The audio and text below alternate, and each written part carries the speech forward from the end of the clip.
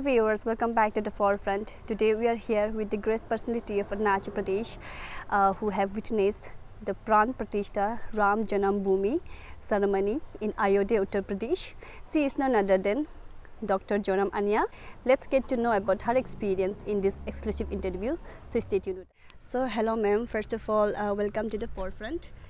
जय श्री राम। हाँ, तो मैम हम जानना चाहेंगी कि आपको इतनी बड़ी हिस्टोरिकल इवेंट में जाने को मौका मिला, तो मैम आप क्या बता सकती हो किस तरह की इनविटेशन आपको मिला गया था? ये मेरे लिए बहुत ही सौभाग्य की बात है कि मैं एक ऐतिहासिक सांस्कृतिक उत्सव का साक्षी बनकर आई हूँ। मुझे अभी तक विश्वास नहीं हो रहा है कि मैं प्राण प्रतिष्ठा जो राम जन्मभूमि में हुआ है, राम जी का, रामलला का, वहाँ से मैं आई हूँ।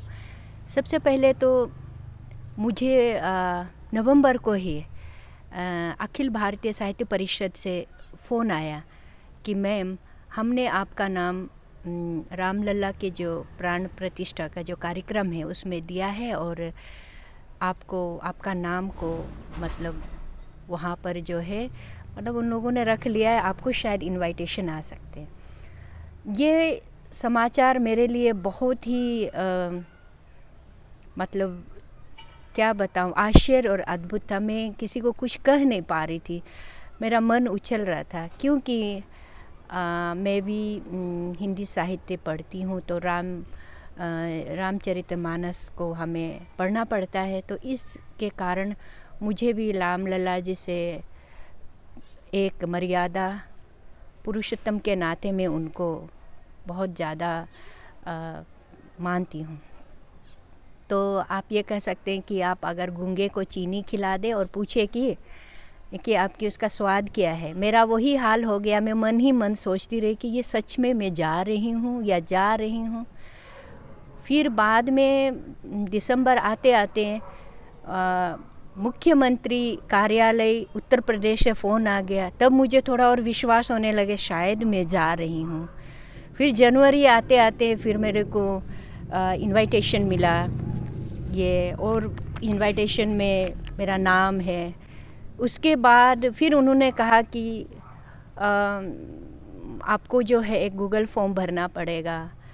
फिर उस फॉर्म का मैं वेट करती रही। मैं ये सोचती रही मन में कि शायद वो फॉर्म मेरे पास ना आए, लेकिन मन में वही था कि मैं जा रही हूँ।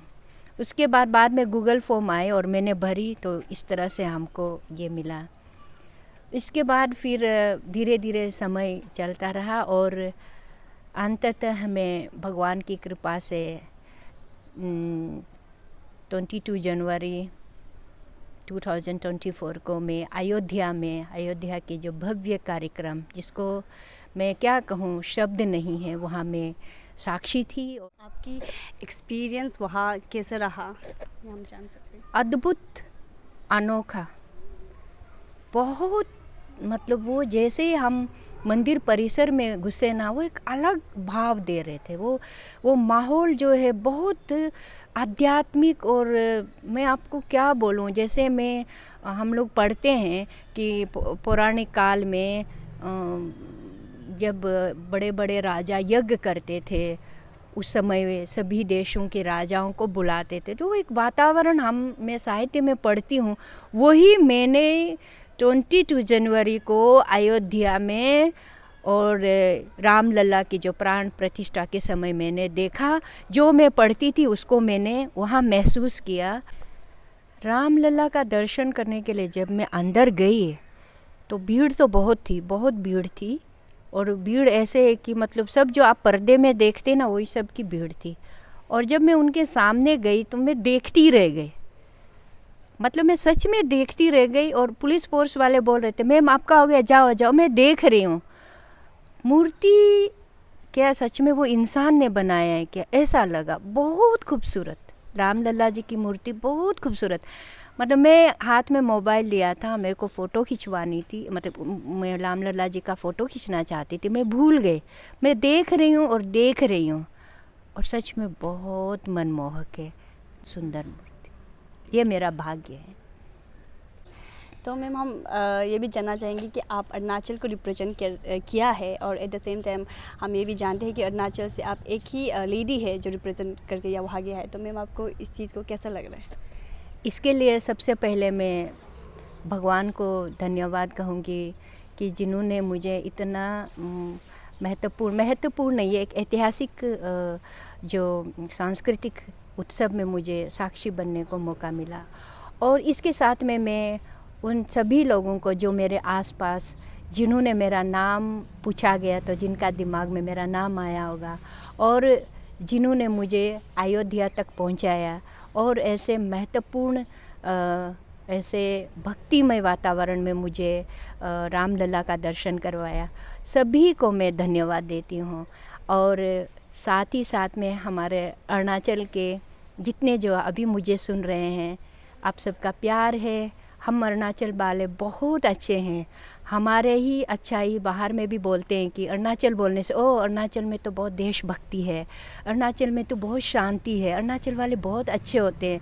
तो ये मेरा योगदान नहीं था, हमारे सभी अरुणाचल प्रदेश के जो एक विद्यार्थी से लेकर और ये पर्यटक बनकर भी जो बाहर जाते हैं, उनके खूबसूरत व्यवहार ने अरुणाचल वालों के लिए इतना अच्छा मतलब लोगों के बीच में एक अच्छी मतलब इमेज डाल कर रखा है। इसलिए मुझे भी उन लोगों ने अरुणाचल से है और अरुणाचल को से अगर कोई महिला बुलाते तो अच्छा था, ऐसा सोचा होगा। ये संपूर्ण अरुणाचल वासियों का एक व्यवहार जो हम सब मिलकर अरुणाचल को खूबसूरत बनाए हैं, उन सब का देने और मैं सबको बहुत बहुत धन्यवाद देती हूँ। आपने वहाँ पे नया पर्सनैलिटी लोगों को मिला होगा, तो मैं वो लोग को मिल के आपको लाइक कुछ अच्छा कैसा लगा? लाइक आपको कुछ नया पर्सन से इंटरेक्ट करके आपको कुछ नए चीज़ या कुछ भी सीखने मिला वहाँ? एक मैंने जीवन में मेरा ये एक ऐसा कार्यक्रम था, वहाँ केवल वो भगवान के अनुयायी थे या भक्त थे।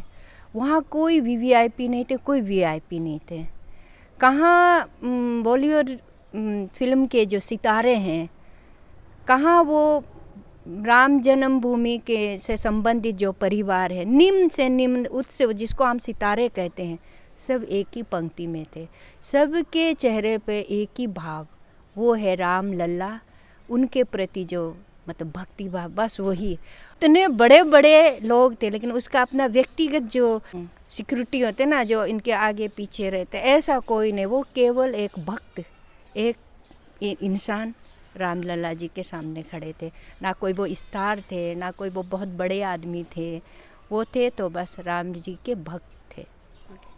तो मैम आप क्या ये बता सकते हैं कि ये जो राम मंदिर है और या प्राण प्रतिष्ठा, वो कैसे इम्पोर्टेंट है हमारे लोगों के लिए भी, और मतलब उससे हम क्या सीख सकते हैं?